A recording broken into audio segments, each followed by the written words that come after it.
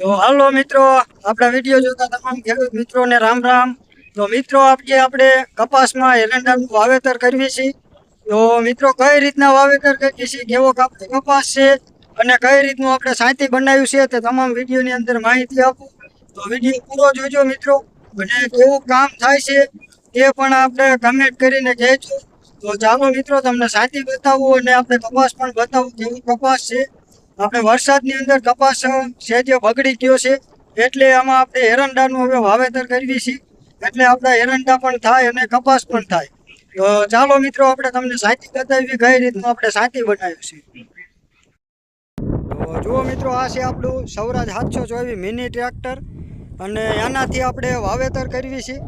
તો આ રીતનું આપણે સાંતી બનાવેલું છે, જે 7 દાઢાનું સાંતી આવે એ જ રીતનું આપણે છે। એમાં આપણે વચલો દાંતામાં ગુલિયું લગાવી દીધું છે વાવવાનું, અને એમાં આપણે આ દાંડવું અને અહીંયા આપણે આ કરવાળું રાખી દીધું છે।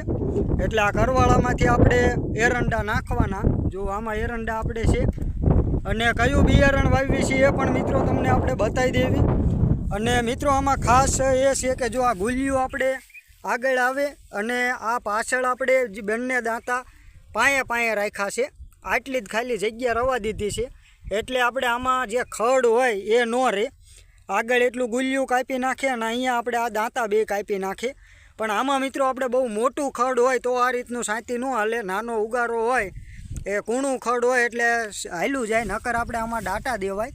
તો આ રીતનું સાંતી બનાવ્યું છે એટલે આપણે ખડ પણ ન રહે, નિંદામણ પણ દૂર થઈ જાય અને આપણા એરંડા પણ વવાતા જાય।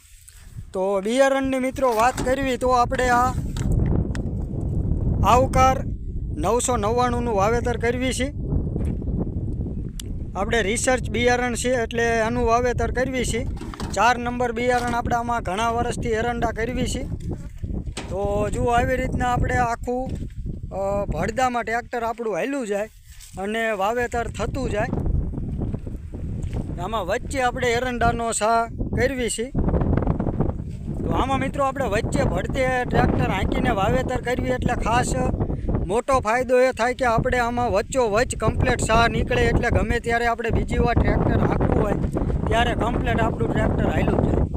તો આવો મિત્રો આપણો કપાસ છે, અને આ રીતનું આપણે વચ્ચે એરંડાનું વાવેતર કરવી છે।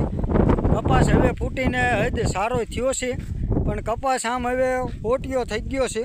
જો આમાં હવે આ નવી ફૂટ મૂકે અને ફાલ આવે ત્યારે થાય, એટલે કપાસમાં એવું બહુ ઉત્પાદન આવે એવું લાગતું નથી। તો તમારું કહેવું શું થાય છે મિત્રો, આપણે જે કરવી છે બરાબર કરવી છે ને કમેન્ટ કરજો। તો હવે આમાં એરંડાનું વાવેતર આપણે કરવી છે।